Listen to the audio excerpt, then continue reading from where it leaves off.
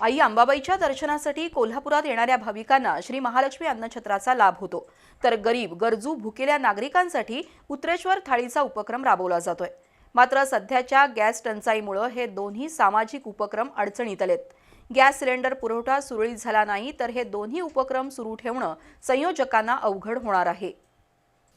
करवी निवासिनी श्री अंबाबाई देवीच्या दर्शनासाठी येणाऱ्या पर्यटक भाविकांसाठी राजू मेवेकरी आणि त्यांचे सहकारी श्री महालक्ष्मी अन्नछत्र मंडळाच्या माध्यमातून अन्नछत्राचा उपक्रम राबवतात।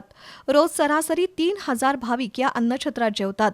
त्यासाठी महालक्ष्मी अन्नछत्राला दरमहा 150 व्यावसायिक गॅस सिलेंडरची गरज असते। मात्र सध्याच्या परिस्थितीत केंद्र सरकारनं औद्योगिक आणि व्यावसायिक गॅस वापरावर निर्बंध आणले आहेत। त्याची झळ श्री महालक्ष्मी अन्नछत्र उपक्रमाला बसली आहे। सध्या महालक्ष्मी अन्नछत्राकडे केवळ 2 दिवस पुरेल इतकाच गॅस सिलेंडर साठा आहे।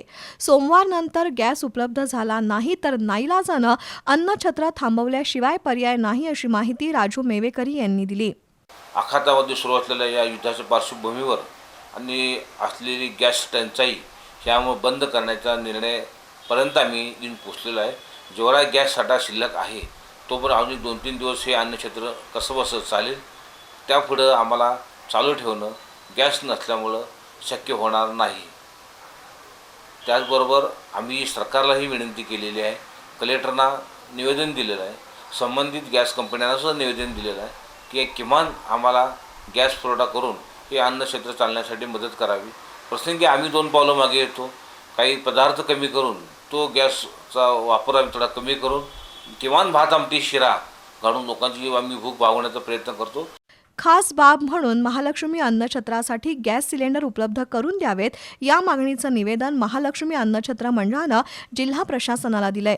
हीच परिस्थिती उत्तरेश्वर थाळी उपक्रमाबद्दलही निर्माण झाली आहे। गंगावेश, CPR चौक यासह शहरात ठिकठिकाणी उत्तरेश्वर थाळीचा उपक्रम राबवला जातो। त्यातून गरीब गरजू भुकेल्या नागरिकांना पोटभर जेवण दिलं जातंय। मात्र सध्याच्या गॅस टंचाईमुळे हाही सामाजिक उपक्रम आता अडचणीत आलाय।